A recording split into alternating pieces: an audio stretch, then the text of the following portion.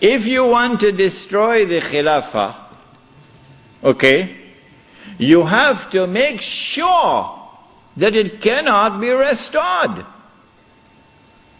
How can you take the entire world of Islam with so many ulama and ensure that not only is the Khilafah destroyed, but it cannot be restored? That's a tall order. How to do it? The answer is, you not only have to liberate the Haramain from the control of the Khalifa in Istanbul, but you have to put it in the control of those who will not themselves claim the Khilafah and will not allow anyone else to claim the Khilafah. And so long as these people keep control of the Haramain and the Hajj, the Khilafah can never be restored. Simple, isn't it? Simple, isn't it? And so that was why they had to make the trip to Riyadh to meet, what's his name? Abdul Aziz Ibn Saud. Correct name? Of course it's a correct name. Why are you afraid to mention it? But Abdul Aziz Ibn Saud did not control the Hijaz. So he couldn't command the check for £7 million. He had to be content with something less than that. So what the British offered to him was, if you would sign the same kind of agreement with us and violate the specific command in the Quran and betray Allah and His Messenger and betray the Ummah, if you will do that, we pay you £5,000 a month. Would you accept that? Abdul Aziz says yes. Yes. And in 1916, Abdul Aziz ibn Saud signed an agreement with Britain. Yes. Which made of him a military ally of Britain, subservient to Britain. But when the Ikhwan, who were his military force, questioned him, how can you sign this agreement with Britain? And how can you accept this money from Britain, £5,000 a month? Abdul Aziz ibn Saud says, this is jizya. Jizya is what they pay to me because I control them. It was dust in their eyes and they swallowed it. And so Abdul Aziz ibn Saud got away with it. Massive betrayal, and a very dangerous plan is now in place. As soon as the Khilafah is destroyed, that Abdul Aziz ibn Saud will be given what is known as the green light, something that Saddam Hussein knows about, the green light. And then he will attack and take control of the Haramain. And when once he does that, he won't make the mistake of ever claiming the Khilafah for himself. And he will never allow anyone else to claim the Khilafah, because no one else can take the control of the Hijaz and the Haramain from them, because they are supported by Britain. And so goodbye to the Khilafah. It's gone. It can never be restored. Never, never, never be restored. So long as Britain and the United States of America underwrite the security of the Saudi state, you can never, never, never restore the Khilafah. By 1919, the Ottoman Empire was in shambles, falling apart.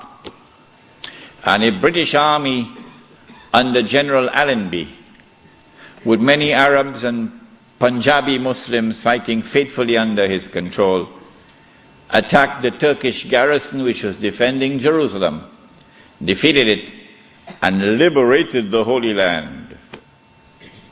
This was a joyous day for the Jews, because now the countdown is really moving forward and the golden age is coming back. In the same 1919, when the Ottoman Empire is collapsing and it is losing all its non-Turkish possessions, all the Arab parts of the Ottoman Empire are falling away, the Greek army now invades the Turkish mainland, Anatolia. And the Turkish people now have a tremendous fright in their hearts because the Greeks hate them with a PhD in hatred. So Britain now has to create a Turkish general who would appear to the Turkish people as a savior who has come down from the heavens with his hands resting on the wings of angels to save the Turkish people. And so at a place called Gallipoli, a man named Mustafa Kemal inflicts a defeat on the ruling state in the world, Britain, and immediately climbs the ladder to become the hero of all heroes in Turkish history. Very convenient, isn't it? Mustafa Kemal now takes over. He is in fact de facto ruler over the Ottoman Empire, and the Khalifa is just a piece of furniture. In 1920, I think, or 21, there was a big treaty, negotiations in Versailles, and from this emerged now the Turkish Republic, which replaces the Ottoman Islamic State. But Mustafa Kemal said, the Turkish people love their Khalifa. So if Europe could have a pope, why can't we have a pope too?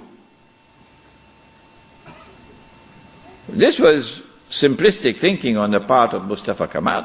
If the Europeans could have a pope, well, so too can we. So the new Turkish government of Mustafa Kemal decided to take the Khilafah and remove from it all political authority and make the Khalifa the equivalent of the Pope. This was 1922. And things were going fine for him. Turkish people were happy. Khilafah is still there. And the leadership of the revolution in Turkey were very happy because we have a secular state now, modeled after the European state. But in 1924, on the 3rd of March, suddenly Britain demanded, of course this is secret, they won't reveal it, Britain demanded of Mustafa Kemal that he must abolish the Khilafah. The demand came from Britain. And on the 3rd of March 1924, the Turkish Republic abolished the Khilafah. The question we have to ask is, why did they do it when there was no need to do it? Nothing. It represented no threat whatsoever to the secular Turkish Republic. The answer for the abolition of the Khilafah on the 3rd of March 1924 is located in a place called India. But even the Indian scholars of Islam are not aware of it. Even they are not aware of it. When the attack on the Khilafah was taking place in the 1916, 17, 18 period, then Indian ulama, at that time the Indian Muslim community was one of the most influential Muslim communities in the world. And the Indian Muslim community was led by leaders who knew Islam and lived Islam. Men like Maulana Muhammad Ali Jawhar, Maulana Shaukat Ali, Maulana Sayyid Suleiman Nadwi, Mufti Kifayatullah, men who knew Islam and lived Islam.